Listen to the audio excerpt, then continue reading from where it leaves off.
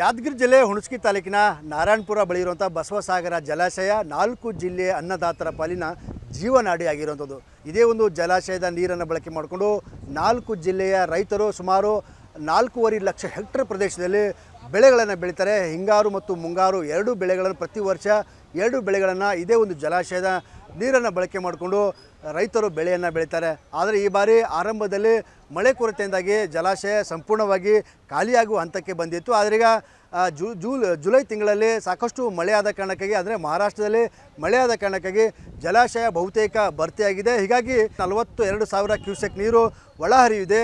ಅದೇ ಕಾರಣಕ್ಕಾಗಿ ಈಗ ಜಲಾಶಯದಿಂದ ಕೃಷ್ಣಾ ನದಿಗೆ ಸುಮಾರು 32,000 ಕ್ಯೂಸೆಕ್ ನೀರನ್ನು ಜಲಾಶಯಕ್ಕೆ ಹರಿಬಿಡುವಂಥ ಕೆಲಸ ಈಗ ಅಧಿಕಾರಿಗಳು ಮಾಡ್ತಿರುವಂಥದ್ದು. ಸುಮಾರು 11,500 ಕ್ಯೂಸೆಕ್ ನೀರನ್ನು ಜಲಾಶಯದ ಎಡದಂಡೆ ಕಾಲುವೆ, ಅಂದರೆ ಯಾದಗಿರಿ, ಕಲಬುರಗಿ ಮತ್ತು ವಿಜಯಪುರ ಜಿಲ್ಲೆಗಳಿಗೆ ಹೋಗುವಂಥ ಕಾಲುವೆ ಏನಿದೆ ಆ ಕಾಲುವೆಗೆ ಸುಮಾರು 11,500 ಕ್ಯೂಸೆಕ್ ನೀರನ್ನು ಕಾಲುವೆಗೆ ಅಧಿಕಾರಿಗಳು ಈಗ ಬಿಡ್ತಿರುವಂಥದ್ದು. ಆದರೆ ಈ ಒಂದು ಕಾಲುವೆಗೆ ನೀರು ಬಿಡ್ತಿರೋ ಕಾರಣಕ್ಕಾಗಿ ಜಿಲ್ಲೆಯ ಹುಣಸಗಿ, ಶಹಾಪುರ ಮತ್ತು ಸುರಪುರ ಸೇರಿದಂತೆ ಕಲಬುರಗಿಯ ಜೇವರ್ಗಿ ತಾಲೂಕು ಮತ್ತು ವಿಜಯಪುರದ ಇಂಡಿ ಮತ್ತು ಸಿಂದಗಿ ತಾಲೂಕಿನ ರೈತರಿಗೆ ನೀರನ್ನು ರೀಚ್ ಆಗ್ತಿದೆ. ಆದರೆ ಇದೇ ಒಂದು ಕಾಲುವೆಯ ಕೊನೆ ಭಾಗದ ರೈತರಿಗೆ ಈ ಒಂದು ಕಾಲುವೆಯ ನೀರು ಬಂದು ತಲುಪ್ತಾ ಇಲ್ಲ. ಹೀಗಾಗಿ ರೈತರು ಸಾಕಷ್ಟು ಸಂಕಷ್ಟದಲ್ಲಿ ಈಗ ಇರುವಂಥದ್ದು. ಯಾಕಂದರೆ ಈ ಒಂದು ಕಾಲುವೆ ಸುಮಾರು ನಾರಾಯಣಪುರ ಜಲಾಶಯದಿಂದ ಕಾಲುವೆ ಆರಂಭವಾಗಿ ವಡಗೇರ ತಾಲೂಕಿನ ಬಹುತೇಕ ಹಳ್ಳಿಗಳಿಗೆ ಸಹಿತ ಈಗ ಕಾಲುವೆ ಬಂದಿರುವಂಥದ್ದು. ಆದರೆ ವಡಗೇರ ತಾಲೂಕಿನ ರೈತರ ಜಮೀನುಗಳಿಗೆ ಕಾಲುವೆ ನೀರು ಬಂದು ರೀಚ್ ಆಗ್ತಿಲ್ಲ.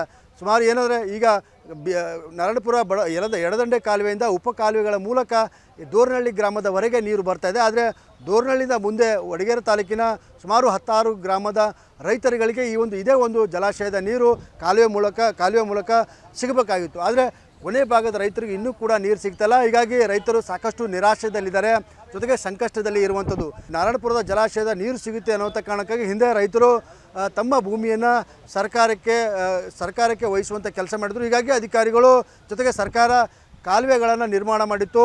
ರೈತರಿಗೆ ನಾರಾಯಣಪುರ ಜಲಾಶಯದಿಂದ ನೀರನ್ನು ಒದಗಿಸುವಂಥ ಕೆಲಸ ಮಾಡ್ತೀವಿ ಅಂತೇಳಿ ರೈತರಿಂದ ಭೂಮಿಯನ್ನು ಪಡೆದು ಕಾಲುವೆಯನ್ನು ನಿರ್ಮಾಣ ಮಾಡುವಂಥ ಕೆಲಸ ಮಾಡಿದೆ. ಆದರೆ ಕಾಲುವೆ ನಿರ್ಮಾಣ ಮಾಡಿದ ದಿನದಿಂದ ಇಲ್ಲಿವರೆಗೆ ಸಹಿತ ಹನಿ ನೀರನ್ನು ಈಗ ಈ ಒಂದು ಕೊನೆ ಭಾಗದ ರೈತರು ಕಂಡಿಲ್ಲ. ಒಂದು ಕಡೆ ಕಾಲುವೆಗೆ ನೀರು ಬರ್ತಾಯಿಲ್ಲ, ಇನ್ನೊಂದು ಕಡೆ ಮಳೆರಾಯ ಈ ಒಂದು ಆಗಸ್ಟ್ ತಿಂಗಳಲ್ಲಿ ಮಳೆರಾಯ ಸಂಪೂರ್ಣವಾಗಿ ಕೈಕೊಟ್ಟ ಕಾರಣಕ್ಕಾಗಿ ರೈತರು ಸುಮಾರು 1000 ಎಕರೆ ಪ್ರದೇಶದಲ್ಲಿ ಹತ್ತಿ ಬಿತ್ತನೆ ಮಾಡಿದ್ದಾರೆ. ಹತ್ತಿ ಬೆಳೆಗಳು ಈಗ ಒಣಗುವಂಥ ಸ್ಥಿತಿಗೆ ನಿರ್ಮಾಣ ಆಗಿದೆ. ಸುಮಾರು ಈಗ ಜೂನ್ ಆರಂಭದಲ್ಲಿ ರೈತರು ಹತ್ತಿಯನ್ನು ಬಿತ್ತನೆ ಮಾಡಿದರು. ಈಗ ಆಗಸ್ಟ್ ಅಂದರೆ ಸುಮಾರು 3 ರಿಂದ 4 ಅಡಿಯಷ್ಟು ಎತ್ತರ ಹತ್ತಿ ಬೆಳೆಗಳು ಬೆಳಿಬೇಕಾಗಿತ್ತು. ಆದರೆ ಕೇವಲ ಮಳೆ ಕೊರತೆ ಜೊತೆಗೆ ಕಾಲುವೆಗೆ ನೀರು ಬಾರದ ಕಾರಣಕ್ಕಾಗಿ ಕೇವಲ 1.5 ರಿಂದ 2 ಅಡಿಯಷ್ಟೇ ಮಾತ್ರ ಬೆಳೆಗಳು ಬೆಳೆದು ನಿಂತವೆ.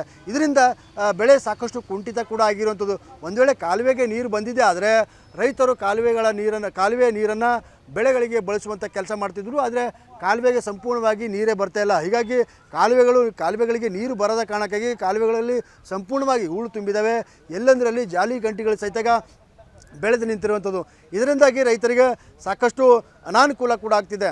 ಜಲಾಶಯದಿಂದ ಇವತ್ತು ನೀರನ್ನು ಹರಿಸಿದರೆ ಅಂದರೆ ನಾಳೆವರೆಗೆ ಅಂದರೆ ಸುಮಾರು 8 ಗಂಟೆಗಳ ಕಾಲ ನೀರು ಕಂಟಿನ್ಯೂಸ್ ಆಗಿ ಹರಿದ್ರೆ ಮಾತ್ರ ಈ ಒಂದು ಕೊನೆ ಭಾಗದ ರೈತರಿಗೆ ನೀರನ್ನು ತಲುಪಕ್ಕೆ ಸಾಧ್ಯ ಆಗುತ್ತೆ. ಕಂಟಿನ್ಯೂಸ್ ಆಗಿ 14 ದಿನ ನೀರು ಹರಿದ್ರು ಸಹಿತ ಈ ಭಾಗದ ರೈತರಿಗೆ ನೀರು ಬಂದು ರೀಚ್ ಆಗ್ತಿಲ್ಲ. ಹೀಗಾಗಿ ರೈತರು ಸಾಕಷ್ಟು ಆಕ್ರೋಶಕ್ಕೂ ಸಹಿತ ಆಕ್ರೋಶ ಕೂಡ ವ್ಯಕ್ತಪಡ್ತಾರೆ.